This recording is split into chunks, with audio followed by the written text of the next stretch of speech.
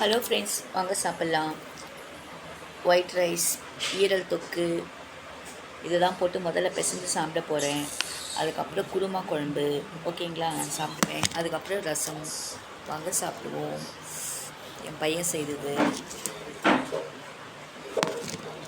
சாப்பிட்லாம் வாங்க. ஃபஸ்ட் ஒரு பீஸ் சாப்பிட்டு பார்ப்போம்.